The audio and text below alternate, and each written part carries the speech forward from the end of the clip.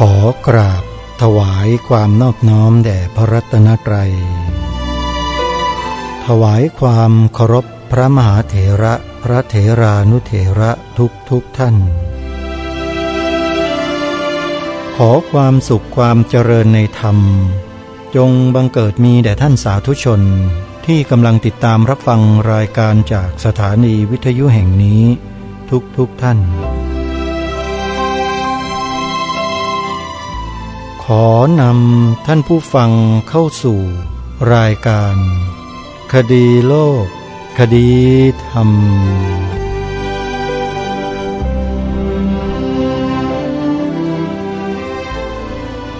พบกันวันนี้วันแรม13 ค่ำเดือน11วันนี้ตรงกับวันเสาร์ที่11พฤศจิกายนพระพุทธศักราช2566รายการคดีโลกคดีธรรมมาพบกับสาธุชนเป็นปกติทุกวันจันทร์ถึงวันศุกร์และวันเสาร์อาทิตย์ทางสถานีวิทยุแห่งนี้ท่านสามารถดาวน์โหลดแอปพลิเคชันที่ชื่อว่าวิทยุพุทธศาสนาทั่วไทยเพื่อติดตามรับฟังรายการนี้ได้ทุกวันแอปพลิเคชันนี้รวบรวมสถานีวิทยุพระพุทธศาสนาแห่งชาติไว้ในที่เดียวกันมากถึง45สถานีทั่วไทยแต่ละสถานีมีการนำธรรมะสาระในทางพระพุทธศาสนามานำเสนอผ่านแอปพลิเคชันนี้ตลอด24ชั่วโมงไม่ว่าท่านจะไปอยู่แห่งหนตำบลใดประเทศใดทวีปใดในโลกเสียงธรรมะเหล่านี้ก็จะติดตามตัวท่านไปตลอดเวลาถ้าท่านใช้โทรศัพท์มือถือระบบ Android ดาวน์โหลดแอปพลิเคชันวิทยุพุทธศาสนาทั่วไทยไว้ในโทรศัพท์เปิดฟังได้ตลอด24ชั่วโมงเปิดฟังได้ทั่วโลกสาธุชนผู้ฟังทุกท่านกิจกรรมงานบุญกฐินยังคงมีเวลาให้ทุกท่านได้ร่วมกันจัดได้ร่วมกันทำอย่างต่อเนื่องโดยในสัปดาห์นี้มีกิจกรรมงานบุญกฐินที่ใดอย่างไรนั้นสาธุชนสามารถที่จะติดตามผ่านโทรศัพท์มือถือของท่านได้สถานีวิทยุต่างๆที่มีปรากฏอยู่ในแอปพลิเคชันนี้จะประชาสัมพันธ์งานบุญกฐินให้กับทุกท่านที่เปิดรับฟังได้ทราบกันในทุกๆต้นชั่วโมงท่านสามารถรับฟังผ่านโทรศัพท์มือถือโดยแอปพลิเคชันดังกล่าวได้อย่างในวันที่27เป็นวันสุดท้ายของกฐินตรงกับวันลอยกระทงขึ้น15ค่ำเดือน12ของทุกปีสถานีโทรทัศน์ดีทีวีได้จัดงานบุญกฐินขึ้นทุกปีและในปีนี้ได้ไปจัดงานบุญกฐินที่วัดสามชุกตำบลสามชุกอำเภอสามชุกจังหวัดสุพรรณบุรีจึงขอเรียนเชิญเจริญพรสาธุชนร่วมบุญกฐินในครั้งนี้โดยพร้อมเพรียงกันท่านใดที่ไม่สามารถเดินทางไปร่วมได้ท่านสามารถโอนปัจจัยทำบุญผ่านธนาคารเข้ามาได้จดหมายเลขโทรศัพท์เพื่อสอบถามรายละเอียดได้ที่089 000 84 6 ว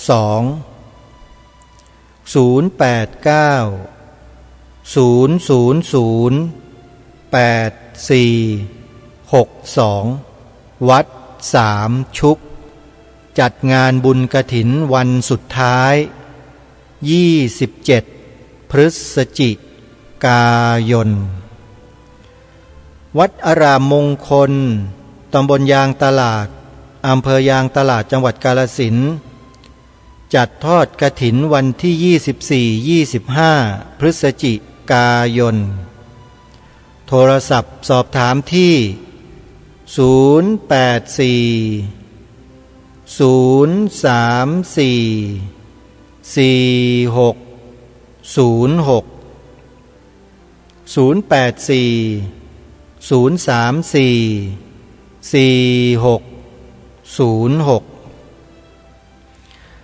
สำหรับวัดอื่นๆท่านสามารถโทรศัพท์เข้าไปสอบถามรายละเอียดได้อย่างวัดฝายหินจะจัดทอดกฐินวันที่ 24 พฤศจิกายนท่านสาธุชนโทรศัพท์สอบถามและร่วมบุญได้ที่หมายเลข0879152924วัดฝายหินถวายกฐินวันที่24 พฤศจิกายนส่วนวัดอื่นๆก็ติดตามรับฟังทางสถานีวิทยุพระพุทธศาสนาแห่งชาติคลื่นต่างๆทางแอปพลิเคชันวิทยุพุทธศาสนาทั่วไทยได้และอีกแห่งหนึ่งที่จะขอแนะนำญาติโยมชาวจังหวัดกาฬสินธุ์ได้ทราบงานบุญกฐินของวัดสวนป่าดอนยานางของพระอาจารย์ปลัดเดชาอาสโพปีนี้จัดถวายผ้ากฐินเป็นปกติส่วนจะเป็นวันไหนอย่างไรนั้นรอกำหนดการที่แน่นอนแล้วจะแจ้งให้ทราบแต่ขอให้สาธุชนญาติโยมพี่น้องชาวจังหวัดกาฬสินธุ์จดหมายเลขโทรศัพท์วัดสวนป่าดอนยานางไว้ก่อนจดไว้แล้วก็โทรศัพท์คอยสอบถามว่าจะถวายผ้ากฐินวันไหนอย่างไรก็จะทราบได้ด้วยหมายเลขโทรศัพท์นี้นะโทรไปที่088-315-8876อีกครั้งนะหมายเลขโทรศัพท์วัดสวนป่าดอนยานาง088-315-8876อนุโมทนาสาธุสำหรับสวนป่าสามัคคีธรรมสวนป่าสามัคคีธรรมที่อาตมาภาพเป็นเจ้าของเป็นผู้ริเริ่มปลูกป่าถาวรมาตั้งแต่ปีพระพุทธศักราช 2562 เข้าสู่ปีที่ 4 เข้าสู่ปีที่ 5 ต้นไม้กำลังเจริญเติบโตงอกงามขึ้นเรื่อยๆก็หวังว่าวันหนึ่งจะได้มีโอกาสจัดงานปฏิบัติธรรมแล้วเชิญชวนสาธุชนไปร่วมงานกันอาจจะเป็นต้นปีหน้าหรืออาจจะเป็นกลางปีหรืออาจจะเป็นปลายปีหน้ายังไม่สามารถจะระบุให้แน่นอนได้แต่ที่แน่ๆคือต้องจัดงานแน่นอนอยู่ที่ความพร้อมว่าจะมีความพร้อมมากน้อยเพียงใดปัจจุบันนี้ห้องน้ำที่จะใช้บริการให้กับญาติโยมที่ไปร่วมงานยังมีไม่เพียงพออาตมาภาพกำลังหาเจ้าภาพ สร้างห้องน้ำเพราะเป็นสิ่งจำเป็นที่สุดใครก็ตามต้องใช้ห้องน้ำกันทั้งนั้นโยมเพราะฉะนั้นกิจกรรมในครั้งต่อไปก็คิดเอาไว้ว่าจะร่วมให้ญาติโยมได้มีส่วนร่วมทอดผ้าป่าสร้างห้องน้ำสักประมาณ10 กว่าห้องถ้าเป็นไปได้ก็จะสร้างสัก20 ห้องแต่ในเบื้องต้นไม่ต้องถึงมากขนาดนั้นนะโยมนะแค่10 ห้องนี่ก็ถือว่ามากแล้วให้ฝ่ายผู้หญิงสัก5-6 ห้องผู้ชายสัก4 ห้องก็พอเพราะผู้ชายไปวัดน้อยแต่ผู้หญิงนั้นไปเยอะแต่10 ห้องนั้นเวลามีงานเนี่ยไม่พอใช้โยมนะไม่พอใช้แต่ก็พอที่จะรอกันได้ยังไงก็ตามบอกในเบื้องต้นกันไว้ก่อนนะโยมนะใครจะร่วมเป็นเจ้าภาพสร้างห้องน้ำจะเหมาเป็นห้องหรือจะเป็นกองบุญหรือจะตามกำลังศรัทธาทำได้ทั้งนั้นเลยนะเดี๋ยวจะแจ้งให้ท่านสาธุชนได้ทราบในโอกาสต่อไปสำหรับวันนี้ทางรายการได้เตรียมเทปบันทึกงานสัมมนาวิชาการการศึกษาพระปริยัติศาสตร์ที่วัดจากแดงจัดขึ้นนานาชาติเอาไว้ต่อเนื่องจากเมื่อวานนี้เราได้ฟังเสียงของท่านอาจารย์พลเรือตรีทองย้อยแสงสินชัยจบกันลงไปแล้วท่านอาจารย์ทองย้อยก็ได้กระทุ้งได้กระเทือนความรู้สึกของนักเรียนบาลีในยุคปัจจุบันเยอะพอสมควรทีเดียวทีนี้ก็มาถึงนักวิชาการฝ่ายพระสงฆ์ในสายบาลีที่ดูเหมือนว่าจะถูกท่านอาจารย์ทองย้อยแสงสินชัยกระทุ้งมาตลอดครึ่งชั่วโมงเนี่ยท่านจะได้ขึ้นมาพูดในครั้งนั้นต่อจากอาจารย์ทองย้อยดูซิว่านักปราชญ์สายบาลีฝ่ายพระสงฆ์ที่ดูเหมือนว่าจะถูกกระทุ้งอยู่ตลอดเนี่ยท่านขึ้นมาแล้วท่านจะพูดอย่างไรเพื่อไม่ให้เป็นการเสียเวลาเดี๋ยวเราไปติดตามรับฟังพร้อมๆกันได้นะบัดนี้เดี๋ยวต่อไปช่วงเวลาต่อไปเดี๋ยวขอนิมนต์อาจารย์มหาสมบูรณ์นะได้นำเสนอนะเดี๋ยวก็อาจารย์มหาจรัญต่อไปขอนิมนต์ครับขอนอบน้อมแด่พระรัตนตรัยขอโอกาสพระเถรานุเถระเพื่อนสัตธมิกทุกรูปนะครับเจริญพรญาติโยมสาธุชนทุกคนทุกท่านฟังโยมอาจารย์พูดแล้วก็เพลินเป็นการเล่าประสบการณ์การเรียนบาลีตั้งแต่อดีต 2,515 ใช่ไหมโยม 2,515 นะโยมเรียนบาลี 2,515 ใช่ไหมใช่ใช่ปีที่โยมสอบในประโยค 9 2,515 ใช่นะอาตมาเกิด 2,515 พอดีเพิ่งลืมตาดูโลกอีกท่านผู้หนึ่งได้สอบเรียนธรรม9 ประโยควันนี้ก็ระยะเวลาที่ต่างกันการได้มีโอกาสศึกษาพระบาลีก็แตกต่างกันโยมอาจารย์พูดอยู่ประโยคหนึ่งว่าไม่มีใครเลยช่วยกระตุ้นเตือนให้เข้าถึงพระไตรปิฎกในขณะที่เรียนพระบาลีและก็ประโยคหนึ่งอีกก็คือนี่ก็พูดให้ฟังไม่ได้พูดให้แย้งก็เราก็ได้รู้ได้ทราบเกี่ยวกับวิธีคิดวิธีการศึกษาแล้วเรียนผมก็มีโอกาสได้เรียนบาลีเหตุจูงใจของการเรียนบาลีสืบเนื่องจากเห็นพระอาจารย์รูปหนึ่งได้ตอบปัญหาธรรมะในช่วงปี 2543 ที่วัดป่าหนองโมงบูรพารามผู้เป็นอาจารย์ใหญ่ก็ตอบธรรมะวินัยและผู้ที่เป็นลูกศิษย์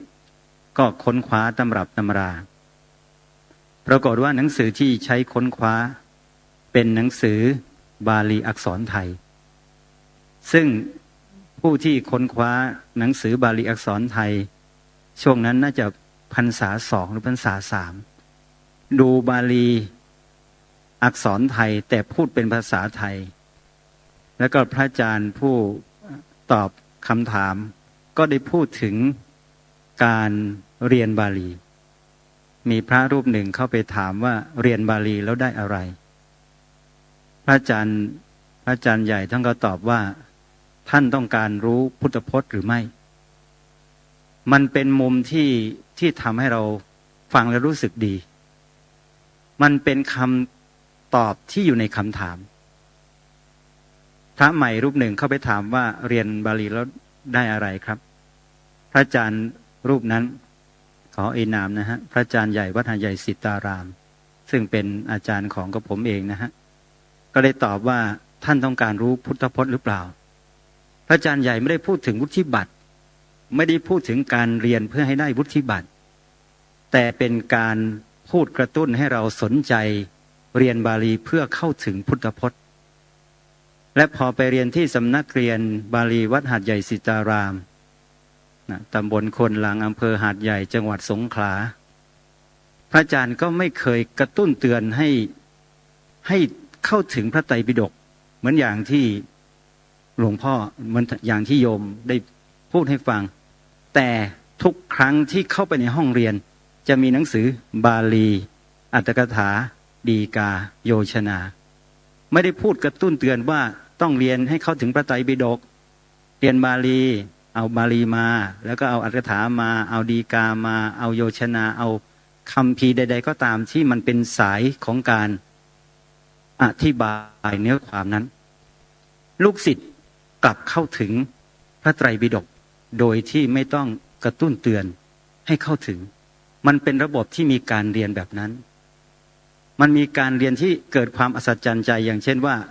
เรียนสอบประโยค6พอแปลเรื่องจีวรเอาจีวรมากลางเลยฮะตรงไหนเป็น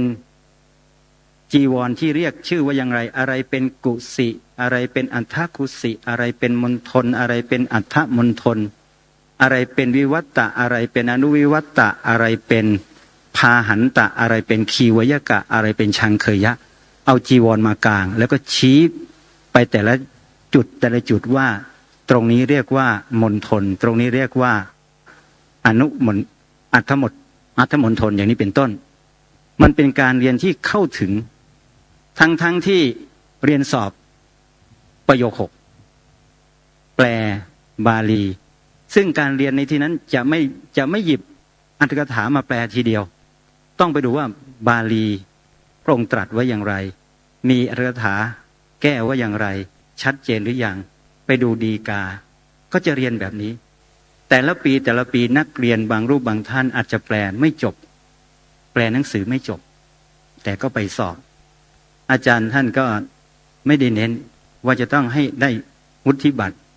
มีเวลาสอบก็สอบคือลงชื่อแล้วก็สอบซึ่งตรงนี้ก็เป็นอีกเหตุผลหนึ่งที่คุณโยมอาจจะไม่ได้ยินได้ฟังวิธีการเรียนของบางสำนักนี่ก็เลยนำมาถ่ายทอดเพราะว่ามันเดี๋ยวนี้มันยุค 5G 4O 5G ก็อยากจะแจมบ้างว่าเวลาที่เราศึกษาแล้วเรียนในมุมของคุณโยมเนี่ยก็คือเห็นความอัศจรรย์ของการปลูกฝังว่าถ้าจะเรียนบาลีต้องท่องถ้าไม่ท่องนี่โอกาสที่จะแปลหนังสือได้อะไรได้เนี่ยมันยากซึ่งตรงนี้แทบจะทุกสำนักเรียนจะเป็นแบบนี้แต่ในยุคก่อนกับยุคหลังความเข้มข้นอาจจะต่างกันในยุคก่อนคือตำรับตำราอาจจะมีจำกัดก็เลยจำเป็นที่จะต้องท่องเพื่อที่ให้ได้มีข้อมูลส่วนนี้ยุคปัจจุบันยุค 5G คุณโยมกดเซิร์ช Google มันออกมาหมดเลยไม่ต้องท่องให้มันเสียเวลาบางคนคิดแบบนี้ถามว่าประโยชน์ที่ได้รับแตกต่างกันไหมแตกต่างกันตรงที่ว่าคนยุคก่อนมันเหมือนมีตะขอมีข้อมูลที่มันล็อกความทรงจำไว้ว่าระเบียบแบบแผนเป็นแบบนี้ที่เมื่อเราเรียนบาลีเมื่อสักครู่ท่านพิธีกรได้พูดถึงว่าการเรียนบาลีระบบการนำเสนออย่างไรเพื่อให้เกิดความรู้ความเข้าใจผมขอนำเสนอเกี่ยวกับเรื่องของการศึกษาผ่านลำดับขั้นตอนยกตัวอย่างเกี่ยวกับเรื่องของกฐินนี่ขอยกตัวอย่างนะเผื่อว่าบางรูปบางท่านอยู่ในช่วงที่กำลังศึกษาค้นคว้าเกี่ยวกับเรื่องของกฐินเผื่อท่านอาจารย์จารัญจะเสริมอย่างไรหรือจะมีแง่มุมอย่างไรก็ ค่อยเติมค่อยเสริมในโอกาสที่เหมาะสม เรื่องของกฐินมีข้อมูลที่เราได้รับรู้รับทราบว่าพระจำพรรษา5 รูปกรานกฐินได้พระจำพรรษา1 รูป2 รูป3 รูป4 รูปที่ไม่ถึง5 รูปเนี่ยกรานกฐินไม่ได้เมื่อมีเหตุการณ์แบบนี้เกิดขึ้นก็นำไปสู่ข้อโต้แย้งบางครั้งบางทีก็เป็นการศึกษาร่วมกันบางครั้งบางทีเลยเถิดจากการศึกษาเป็นข้อโต้แย้งบางครั้งก็ถึงขั้นโต้เถียงซึ่งตรงนี้ก็เป็นสิ่งที่น่ากังวลและควรระมัดระวังเพราะการศึกษาเราเรียนพระธรรมวินัยของพระองค์เป็นไปเพื่อนำออกจากทุกการที่เราโต้เถียงกันเพราะความเข้าใจบางอย่างที่คลาดเคลื่อนจากหลักฐานที่มาที่ไปก็เป็นเรื่องที่ยากงั้นเวลาที่ผมมีโอกาสได้เรียนกับครูบาอาจารย์โดยเฉพาะขอเอ่ยชื่อนะฮะพระอาจารย์สัมพันธ์ปิยธรรมโมเป็นอาจารย์สอนของผมแล้วก็เป็นผู้ที่จุดประกายในการเรียนบาลีเมื่อปี 2543 เวลาที่พระอาจารย์ท่านพูดถึงเรื่องของกฐินมันมีบริบทมันมีคัมภีร์หรือมีสิกขาบทใดบ้างที่เกี่ยวข้องกับกฐินตั้งแต่ถ้าหากว่าเล่มบาลีตั้งแต่เล่ม 1ไปจนถึงเล่ม 8ฉบับสยามรัฐก็ดีหรือฉบับมหาจุฬาก็ดีนะเล่มที่ 2ก็เริ่มพูดถึงกฐินนะฮะเริ่มที่เล่มที่ 2เนี่ยเกี่ยวกับนิสกีเนี่ยก็พูดเรื่องกฐินแล้วเล่มที่ 3ก็มีการพูดพาดพิงเกี่ยวกับกฐินอีกเกี่ยวกับเรื่องของภิกษุณีเนี่ยไปอธิษฐานผ้าอักกาลจีวรให้เป็นกาลจีวรแล้วแจกกันได้มาผ้านั้นเป็นนิสกีมันมีคำว่าอักกาลจีวรกับกาลจีวรอักกาลจีวรกับกาลจีวรมันมีความเกี่ยวข้องคาบเกี่ยวไปถึงกฐินและถ้าหากว่าในเล่มที่ 2มันก็จะมีข้อความที่เกี่ยวข้องกับกฐินไม่ว่าจะเป็นในนิสกียกันหรือในปาจิตติยกันโดยเฉพาะเกี่ยวกับเรื่องของการฉันคณะโภชนะปรัมประโภชนะมีความเกี่ยวข้องกับกฐินในนั้นจะมีคำว่าจีวรกาละจิวรทานะสมโยจิวรการะสมโยจิวรทานะสมโยในที่นั้นเป็นสมัย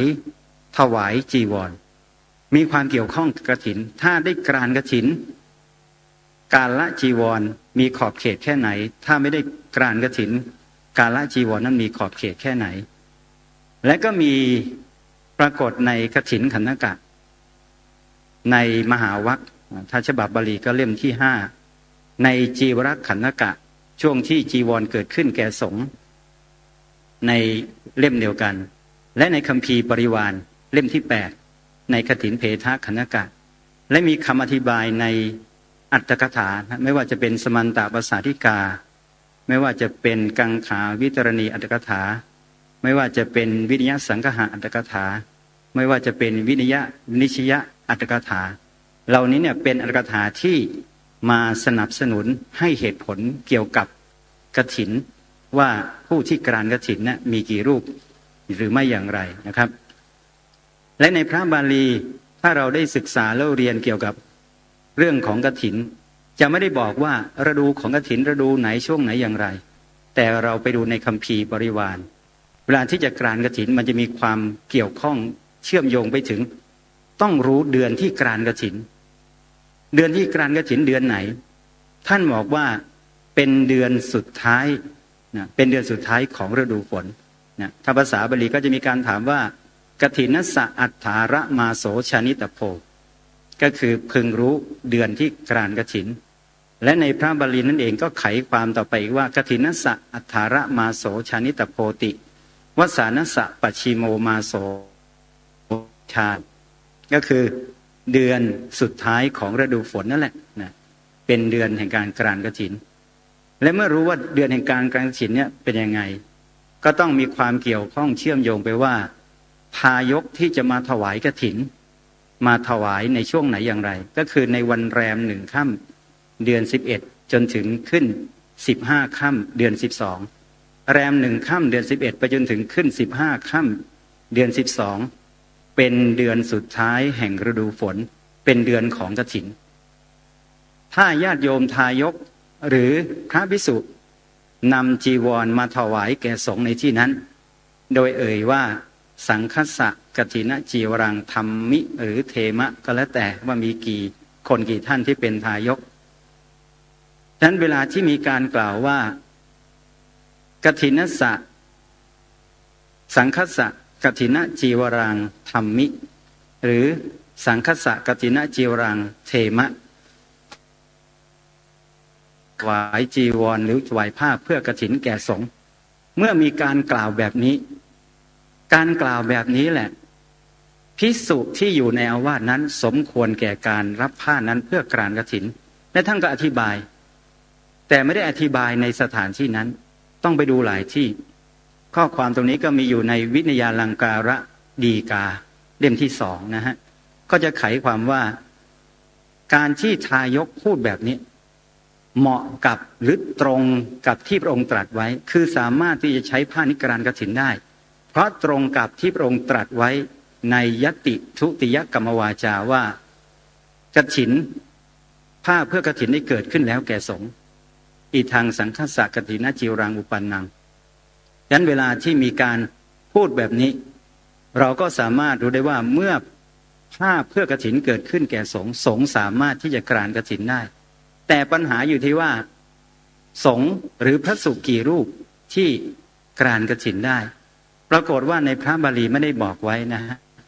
ในพระบาลีไม่ได้บอกไว้เลยว่าภิกษุกี่รูป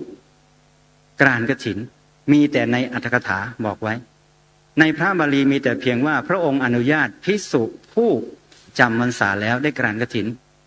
ซึ่งในที่นั้นมีพระบาลีว่าอนุชานามิภิกขเววสังวุฒฐานังภิกขุนังกฐินังอัฏฐริตุงภิกษุทั้งหลายเราอนุญาตให้ภิกษุผู้จำพรรษาแล้วกรานกฐินคำว่าภิกษุทั้งหลายไม่ได้บอกว่ากี่รูปแต่เป็นศัพท์พหูพจน์ถ้าหากว่าเราศึกษาแบบนี้ว่าศัพท์นี้เนี่ยเราไม่รู้ว่าภิกษุกี่รูปแต่รู้แน่ว่าเป็นศัพท์พหูพจน์และพหูพจน์ถ้านักเรียนบาลีใช่ไหมโยมอาจารย์2 คนนี่เราก็ต้องใส่พหูวจนะแล้วถ้าสิโยเนี่ยเราต้องใส่โยแล้วทันนังเนี่ย2 คนถ้าควรแก่การกรานกฐินเราก็ต้องใส่นางวิภัตแล้วเราจะไม่ใช่สะวิภัตแสดงว่ามันมีโอกาสเป็นไปได้ตั้งแต่2 รูป3 รูป4 รูป5 รูปและเราจะไปตีความอย่างไรแบบนี้เราก็ต้องดูแบบแผนการเรียนนะบาลีมีแบบนี้และในกฐินขันธกะเราก็ต้องไปดูสมันตภาษาธิกาถ้าฉบับนักเรียนบาลีประโยค6นะฮะก็ไปเปิดเล่ม3และเปิดโยชนาอัฏฐโยชนาเล่ม2ก็จะมีการบอกไว้แต่จะไขไว้หรือไม่นั้นไม่แน่เพราะบางศัพท์ไม่ได้ไขไว้นั้นคำว่าวุฒฐานังถ้านักเรียนบาลีก็ต้องเทียบเคียงกับที่อื่นนะฮะถ้าใครแปลสุทธันตปริวาสอรรถกถาในที่นั้นจะมีข้อความหนึ่งที่มีการพูดให้เชื่อมโยงว่าการที่พระภิกษุต้องอาบัติปริวาสจำนวนน้อยแต่ไปประกอบกรรมวาจาว่าเป็นจำนวนมากคือต้องอาบัติ1 ตัวแต่ไปประกอบกรรมวาจาว่ามีมากตัวอย่างนี้เนี่ยการสวดกรรมวาจาในครั้นใช้ได้และท่านอธิบายว่าเพราะการที่มีอาบัติหลายตัวเนี่ยมันจะมีไม่ได้เลยถ้ามันไม่มีจากอาบัติตัวเดียวมันมาจากอาบัติตัวเดียวนี่แหละมันจึงมีหลายตัวเราก็คิดโดยในนั้นว่าคำว่าภิกขุนังในที่นี้อาจหมายรวมเอาภิกษุตั้งแต่1 รูป2 รูป3 รูป4 รูป5 รูปหรือเกินกว่านั้นเมื่อเราได้มีโอกาสศึกษาแบบนี้เราก็ตามไปอีกมีอรรถกถาไหนบ้างที่สามารถมายืนยันความคิดของเราเมื่อสักครู่เป็นความคิดเป็นการตีความนะฮะคำว่าภิกขุนังเมื่อนักเรียนบาลีเรียนแล้วก็จะตีความว่ามันเป็นไปได้ในทิศทางใดแต่การตีความของเราอาจผิดหรือถูกก็ได้จากหลักฐานเราก็ต้องค้นหาหลักฐานต่อไปปรากฏว่ามีปรากฏในวินัยวินิจฉัยอรรถกถาซึ่งในวินัยวินิจฉัยอรรถกถานั้นได้กล่าวไว้เหมือนกับที่พระองค์ได้ตรัสแต่เป็นรูปของคาถานะฮะว่าภิกขุนังพุทธวัสสานังกฐินัฏฐารมพรวิปัญจนังอานิสังสานัง การนามุนิปุงขโวแปลว่าพระมุนีผู้ประเสริฐตรัสการกรานกฐินไว้สำหรับภิกษุทั้งหลายที่ได้จำพรรษาแล้วเพราะเหตุไว้หรือไม่ปรากฏว่ามีคัมภีร์ฎีกาอธิบายไว้ครับอยู่ในวินิจฉัยฎีกาเล่มที่2ได้กล่าวอธิบายไว้ว่าวุฒะวัสสานังปุริมิกายะวัสสังอุปคันตวายาวะมหาปวารณาตาวะรัตติเฉทังอกัตตวาวุฒะวัสสานังภิกขุนังคำว่าวุฒะวัสสานังเนี่ยไขมาจนถึงวุฒะวัสสานังยาวเหยียดเลยนะฮะและคำว่าภิกขุนังท่านก็ไขมาอีกนะฮะภิกขุนังเอกัสสวาทวินนังตินนังจตุนนังปัญจนังอติเรกานังวาภิกขุนังภิกขุนังไขมานะว่าภิกขุนังในที่นี้ได้แก่ภิกษุทั้งหลาย1รูปก็ดี2รูปก็ดี3รูปก็ดี4รูปก็ดี5รูปก็ดีหรือเกินกว่านั้นชัดเลยนะฮะตามลำดับการเรียนแบบนี้ชัดตรงนี้ว่าคำว่าภิกขุนังรวมเอาทั้งภิกษุ1รูป2รูป3รูป4รูป5รูปหรือเกินกว่านั้นที่เป็นผู้อยู่จำพรรษาเป็นผู้อยู่จำพรรษาต้นไม่กระทำให้พรรษากาศจนกระทั่งถึงวันปวารณาแล้วก็ตรัสอธิบายเกี่ยวกับอานิสงส์5ว่าอานิสงส์5มีอะไรบ้างนะครับอันนี้นำมากล่าวเพื่อที่จะให้เห็นว่าลำดับของการศึกษาเล่าเรียนที่ครูบาอาจารย์ได้มีการสอนมาตามลำดับเป็นแบบแผนอย่างที่ท่านพระอาจารย์บอกว่าลำดับการเรียนของเรานะเป็นระบบตามแนวที่พระเถระโบราณอาจารย์คงจะเข้ากับรุ่นบรรพบุรุษได้นะโยมอาจารย์เนาะเมื่อสักครู่เนี่ยโยมอาจารย์บอกว่าบรรพบุรุษสมัยก่อนเนี่ยเรียนบาลีเพื่อเข้าสู่พระไตรปิฎกรุ่นของครูบาอาจารย์ที่มีการศึกษาก็คงจะพอเฉียดบ้างนะอาจจะไม่ได้แบบเป๊ะแต่คงจะแบบพอได้เฉียดเพื่อให้เห็นว่าการศึกษาบาลีทำให้เราสามารถวินิจฉัยเกี่ยวกับพระวินัยที่มีข้อโต้แย้งกันโดยเฉพาะภิกษุ5รูปที่อยู่จำพรรษากับภิกษุ1รูปที่อยู่จำพรรษาและมีข้อความที่โต้เถียงกันเลยนะฮะว่าภิกษุที่อยู่รูปเดียวและไปพูดบอกให้ญาติโยมทั้งหลายเข้าอกเข้าใจว่าสามารถรับกฐินได้ภิกษุเหล่านี้เนี่ยเป็นพวกที่ระดมทุนในการหาปัจจัยเข้าตัวเองจะสร้างอะไรก็แล้วแต่ซึ่งตรงนี้อาจจะถูกก็ได้อาจจะผิดก็ได้มันเป็นการตีความแต่บางรูปบางท่านอาจจะต้องการให้ข้อมูลความจริงตามหลักฐานคัมภีร์แบบนี้ซึ่งถ้าหากว่าผู้ที่ศึกษาทำความเข้าใจร่วมกันนะฮะในพระบาลีในกฐินขันธกะนั้นไม่ได้บอกจำนวนแต่ในอรรถกถาซึ่งในอรรถกถานั้นโดยมากแล้วผู้ที่อ่านจะนำข้อความในฉบับมหามงกุฎแปลถ้าเราอ่านฉบับมหามงกุฎแปลนะฮะจะอยู่เล่มที่7อยู่เล่มที่7ถ้าอ่านฉบับมหาจุฬาแปลเหมือนกันอรรถกถาจะอยู่เล่มที่3ถ้าหากว่าไปดูบาลีเองนะฮะก็อยู่เล่มที่3สมันตปสาธิกาเล่มที่3ในที่นั้นท่านจะพูดถึงตอนที่พระองค์ตรัสว่าภิกษุในการกรานกฐินเนี่ยคนกรานอย่างนี้ภิกษุผู้ฉลาดผู้สามารถพึงประกาศให้ทรงทราบในที่นั้นแม้ไม่ได้บอกว่าด้วยยติจตุรกรรมวาจาแต่เราสามารถพูดได้เพราะเมื่อพระองค์ตรัสประโยคนั้นจบจะมียติทุติยกรรมวาจากล่าวเป็นลำดับต่อมาฉะนั้นผู้แปลมักจะแปลไปเลยว่า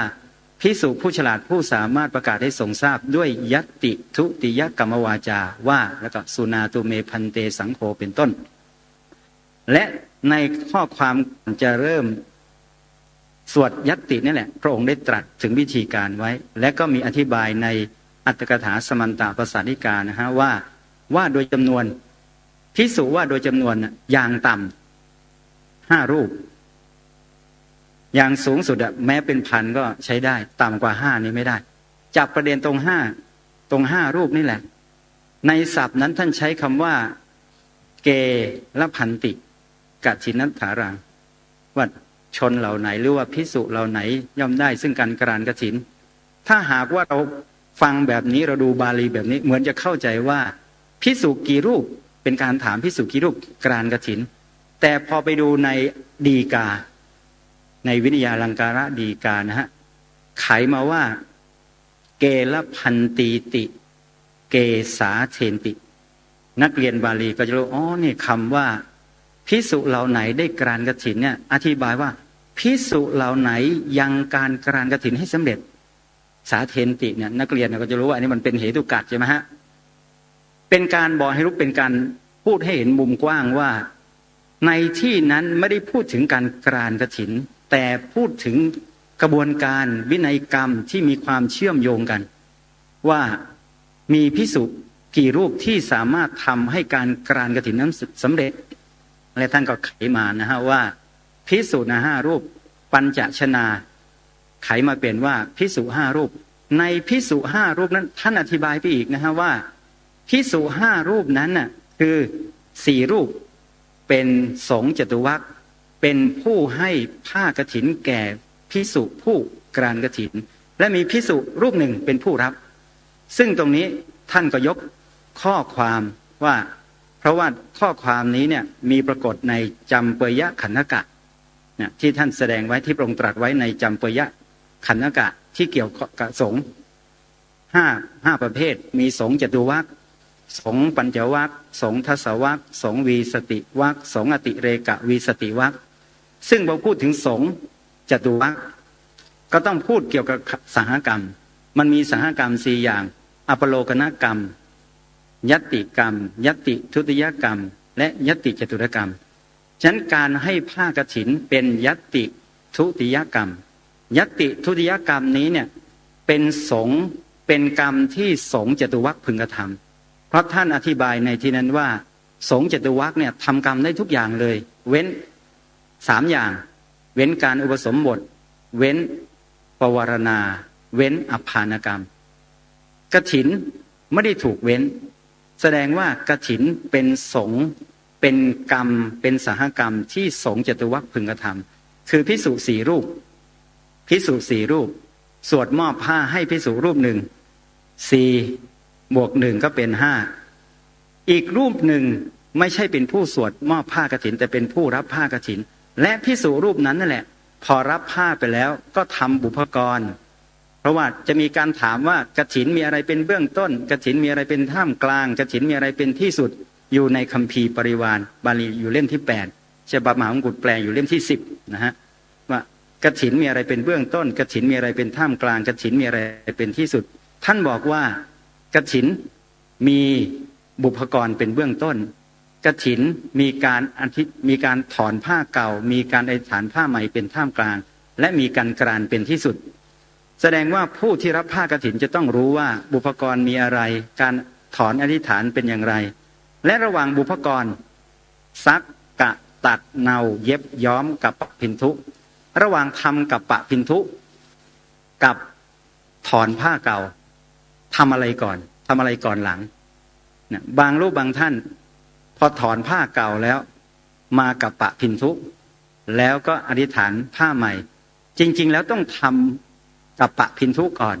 แล้วจึงมีถอนผ้าเก่าเพราะลำดับวิธีการแบบนั้นซึ่งในคัมภีร์บริวารพูดถึงปัจจัยไว้ว่ากับปะพินทุเนี่ยเป็นปุเรชาตปัจจัยแก่การถอนปุเรชาตปัจจัยแสดงว่ามันเกิดก่อนและบุพกรเป็นเบื้องต้นการถอนเป็นท่ามกลางเนี่ยมันก็จะมีความเชื่อมโยงกันฉะนั้นเราจะรู้เรื่องกฐินเราจะดูแค่ในกฐินขันธกะไม่ได้ต้องเชื่อมโยงทั้งหมดเลยอันนี้คือวิธีการเรียนที่ครูบาอาจารย์ที่ในสำนักเรียนที่ผมไปเรียนได้มีวิธีการหรือบอกกล่าวสอนในลักษณะนี้นะครับนั้นเมื่อเรารู้แล้วแบบนี้ว่า4 รูปเป็นผู้สวดให้ผ้ากฐินอีก1 รูปรับผ้ากฐินและมันจะเชื่อมโยงกับลำดับต่อมาว่าถ้าหากว่าในวัดนั้นมีภิกษุแค่4 รูปจำพรรษาต้นอยู่4 รูปแล้วมันไม่ครบคณะทำยังไงให้นำภิกษุที่อยู่ในวัดอื่นตรงนี้ฉบับมหามงกุฎมีคำว่าปัจฉิมิกามีคำว่าสัพเพนะปัจฉิมิกา สัพเพคณะปูรกาแต่ถ้าวัฉบับมหาจุฬาไม่มีคำว่าปัจฉิมิกาคือไม่มีคำว่าภิกษุผู้จำพรรษาหลังและท่านก็อธิบายว่าคำว่าสัพเพนะฮะในโยชนาก็ดีในดีกาในดีกาจะไขว่าคำว่าสัพเพเนี่ยภิกษุทั้งปวงหมายถึงภิกษุผู้มีพรรษาขาดเป็นต้นซึ่งท่านบอกว่าภิกษุผู้จำพรรษาต้นได้กรานกฐินภิกษุผู้มีพรรษาขาดภิกษุผู้มีพรรษาหลังไม่มีโอกาสได้กรานกฐินและในมหาปัจจรีกล่าวอีกว่าแม้แต่ภิกษุผู้จำพรรษาในอาวาสอื่นก็ไม่มีโอกาสได้กรานกฐินในดีกาท่านอธิบายว่าคำว่าสัพเพในที่นี้มุ่งหมายถึงภิกษุทั้งหมดเลยจะเป็นภิกษุผู้จำพรรษาต้นก็ได้ภิกษุผู้มีพรรษาขาดก็ได้ภิกษุผู้จำพรรษาหลังก็ได้ภิกษุผู้อยู่ในอาวาสอื่นก็ได้แม้แต่ภิกษุผู้ไม่ได้จำพรรษานะท่านก็อธิบายไว้นะคำว่าสัพเพเนี่ยหมายถึงภิกษุผู้มีพรรษาขาดเป็นต้นแม้แต่ภิกษุที่ไม่ได้จำพรรษาก็ถูกนับเข้าด้วยเมื่อเราเรียนแบบนี้เนี่ยเราก็จะเห็นว่าวิธีการศึกษาพระวินัยมันมีวิธีการที่จะต้องประพฤติปฏิบัติตามหลักของบาลีอัตถกถาดีกาส่วนการตีความแล้วมีการนำเสนอบอกกล่าวสอนขอให้อยู่บนฐานข้อมูลบาลีอัตถกถาดีกาจะตีความเองเพราะตีความเองมีโอกาสถูกก็ได้ผิดก็ได้แต่ถ้าเราตีความตามหลักบาลีมันได้เหตุได้ผลและในข้อความในสมันตปสาธิกาตรงนั้นนั่นแหละก็มีการเชื่อมโยงเป็นการบอกให้รู้โดยเฉพาะในบรรทัดต่อมาถ้าหากว่าในอาวาสนั้นมีภิกษุผู้จำพรรษาต้น4 รูปแต่มีสามเณรอายุครบแล้วก็บวชในพรรษาหลังสามเณรรูปนั้นได้อานิสงส์ด้วยเป็นคณะบุรกะได้ด้วยได้อานิสงส์ด้วยซึ่งในตรงนี้ไม่มีอธิบายไว้ในสมันตปสาธิกาแต่มีอธิบายไว้วินิยาลังการดีกาคำนี้แล้วก็ในวชิรพุทธิในคำนี้มีการบอกว่าการที่สามเณรบวชในพรรษาหลังพรรษามี2 พรรษาจำพรรษาแรกแรม1 ค่ำเดือน8จำพรรษาหลังแรม1 ค่ำเดือน9ถ้าหากว่าบวชในวันแรม1 ค่ำเดือน9แล้วจำพรรษาในวันนั้นก็ชื่อว่าเป็นผู้จำพรรษาหลังจะไม่มีโอกาสได้กรานกฐินไม่ได้อานิสงส์กฐินแต่เป็นคณะปุรกะได้แต่เมื่อบอกว่าสามเณรรูปนี้อายุครบบวชในพรรษาหลังเป็นคณะบุรกะได้ด้วยได้อานิสงส์ด้วยท่านไขว่าด้วยคำนี้แหละเป็นการรู้ได้ว่าพระองค์อนุญาตการอยู่จำพรรษาแก่สามเณรเนี่ยหลักการก็เหตุผลพอสามเณรจำพรรษาตั้งแต่วันแรม1 ค่ำเดือน8พออายุครบบวชในพรรษาหลังบวชในวันไหนก็ตามที่ไม่เกินไปจากวันขึ้น15 ค่ำเดือน11พอบวชเป็นพระภิกษุก็ให้นับพรรษาตั้งแต่วันแรม1 ค่ำเดือน8ตอนที่เป็นสามเณรนั่นแหละก็ชื่อว่าสามเณรรูปนี้เมื่อเป็นพระก็เป็นพระที่อยู่จำพรรษาครบ3 เดือนพรรษาไม่ขาดสามารถที่จะเป็นคณะปุรกะก็ได้สามารถที่จะได้อานิสงส์คือสามารถได้อานิสงส์กฐินการได้อานิสงส์กฐินคือจะต้องกรานกฐินและการกรานกฐินไม่สามารถที่จะทำโดยลำพังตนเองได้บางรูปบางท่านหรือญาติโยมบางคนบางท่านไปอ่านในจีวรขันธกะที่ภิกษุอยู่จำพรรษารูปเดียวแล้วก็มีโยมถวายผ้าจีวรแก่สงฆ์ภิกษุรูปนั้นก็เกิดความลังเลสงสัยว่าพระองค์ตรัสถึงสงฆ์ว่ามี4 รูปและเราอยู่รูปเดียวเราจะทำยังไงก็นำผ้าผืนนั้นเข้าไปทูลถามพระผู้มีพระภาคพระองค์ก็เลยบอกว่าผ้าเหล่านั้นเป็นของเธอเท่านั้นจนถึงคราวดอกกฐินคำว่าคราวดอกกฐินบางคนบางท่านอธิบายว่าดอกกฐินคือหรือไม้ที่มาทำเป็นสะดึงมากางไม่ใช่แบบนั้นนะฮะดอกกฐินในที่นี้คือหมดเขตอานิสงส์ของกฐินถ้าได้กรานกฐินก็มีอานิสงส์ของกฐินไปจนถึงขึ้น15 ค่ำเดือน4คือเดือนท้ายฤดูฝน1 เดือนบวก4 เดือนในฤดูหนาวไปอีก4 เดือนเป็น5 เดือนนี่คืออานิสงส์ของกฐินซึ่งได้อานิสงส์5 ข้อในที่นั้นมีการกล่าวถวายผ้าแก่สงฆ์ไม่ได้ถวายผ้าเพื่อกฐินถ้ายกไม่ได้กล่าวว่าถวายผ้าเพื่อกฐินจะเอาผ้านั้นไปกรานกฐินไม่ได้ ในที่นั้นเป็นการกล่าวถึงการถวายจีวรเมื่อจีวรเกิดขึ้นแก่สงฆ์จะบริหารยังไงภิกษุรูปนั้นสงสัยก็เลยไปถามพระพุทธเจ้าพระพุทธเจ้าก็เลยบอกว่าจีวรผืนนั้นเป็นของเธอจนถึงคราวดอกกฐินอัตถกถาก็อธิบายถ้าภิกษุรูปนั้นแสวงหาได้ครบคณะแล้วกรานกฐินเธอจะได้อานิสงส์ตลอด5 เดือนถ้าหากว่าไม่ได้กรานกฐินจะได้อานิสงส์เดือนเดียวเท่านั้นและภิกษุผู้อยู่จำพรรษาจะได้รับอานิสงส์คล้ายกับภิกษุผู้กรานกฐินแต่ขาดไปข้อเดียวขาดอสมาทานจาโรภิกษุผู้อยู่จำพรรษาโดยที่พรรษาไม่ขาดจะได้รับอานิสงส์5 ประการก็1เที่ยวไปโดยไม่ต้องบอกลานี่ได้อสมาทานจาโรนี่ไม่ได้นะฮะฉันคณะโภชนะได้นะเก็บอดิเรกจีวรไว้ได้ตามปรารถนาจีวรที่เกิดขึ้นในที่นั้นจะเป็นของเธอภิกษุผู้กรานกฐินกับภิกษุผู้อยู่จำพรรษาจะได้อานิสงส์ข้อที่5เหมือนกันแต่ความต่างกันตรงว่าถ้าไม่ได้กรานกฐินจะได้มีสิทธิ์ในผ้านั้น1 เดือนถ้าได้กรานกฐินจะมีสิทธิ์บริหารผ้านั้นตลอด5 เดือนใน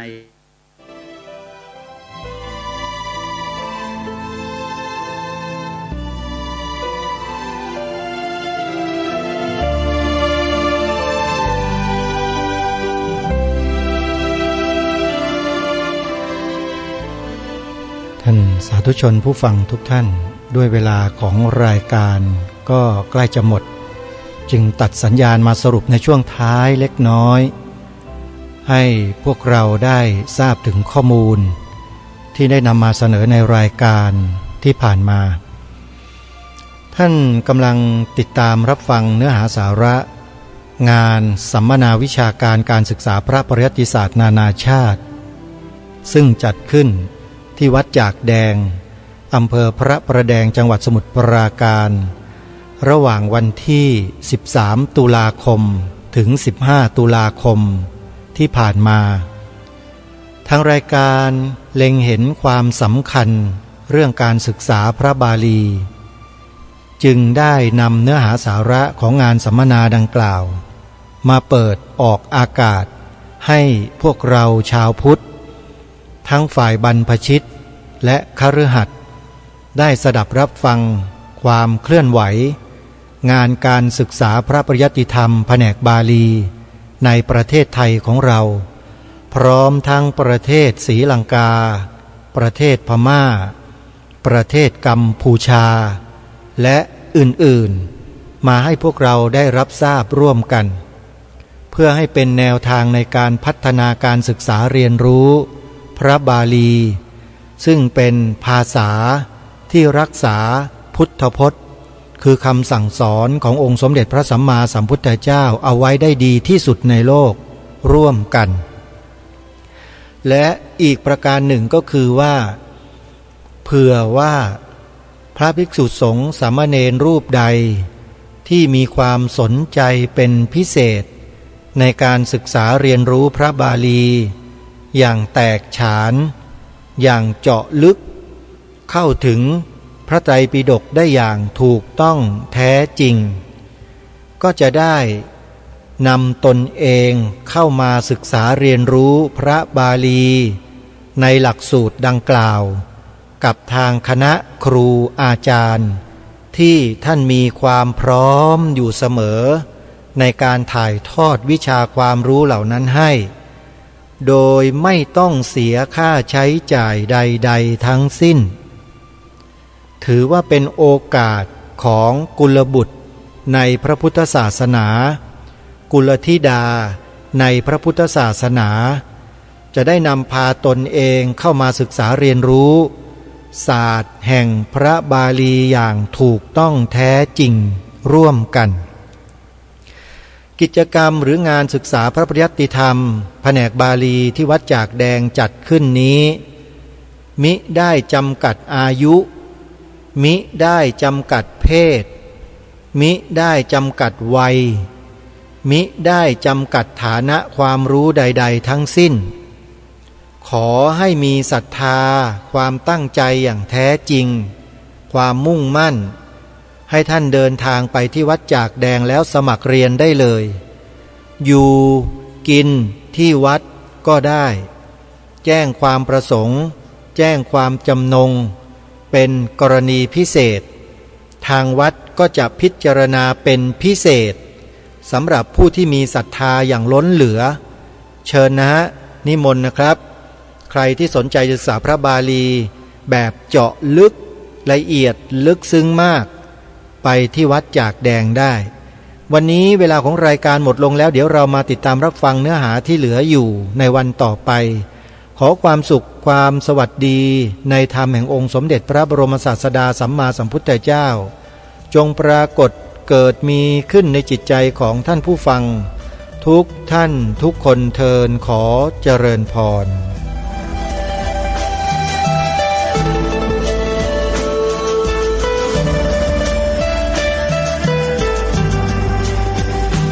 กล้าคิดก็ต้องกล้าท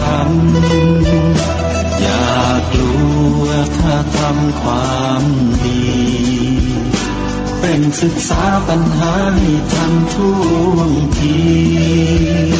เมืองไทยจะพัฒนากว่านี้รายการดีๆคดีโลกคดีธรรมขอรำพันบรรยายความคิดเครื่องหมายแห่งสีทั้งสามงามถนัดขาวคือบริสุทธิ์สีสวัสดิ์หมายพระไตรรัตน์และธรรมะคุ้มจิตไทยแดงคือโลหิตเราใสซึ่งยอมสละได้เพื่อรักษาชาติศาสนาน้ำเงินคือสีโสภาอันจอมกระชากถ้าโปรดเป็นของส่วนองค์จับริ้วเข้าเป็นไตรรงค์ยิ่งเป็นสีธงที่รักแห่งเราชาวไทยทหารอวตารนำไปยงยุทธวิชัยวิชิตก็ชูเกียรติสยามประเทศไทยที่เจริญมั่นคงมาได้จนถึงทุกวันนี้มิได้เกิดขึ้นจากความหวาดกลัวอย่างพลาดเขลาแต่บรรพบุรุษไทยของเราทุกยุคทุกสมัยล้วนแต่มีความกล้าหาญและชาญฉลาดปกป้องเอกราชสร้างชาติให้เกิดความมั่นคงโดยมีธงแห่งพระไตรรัตน์เป็นเครื่องนำชัยจึงเป็นที่มาที่ไปของรายการคดีโลกคดีธรรมกล้าคิดก็ต้องกล้าทำอย่ากลัวถ้าทำความดี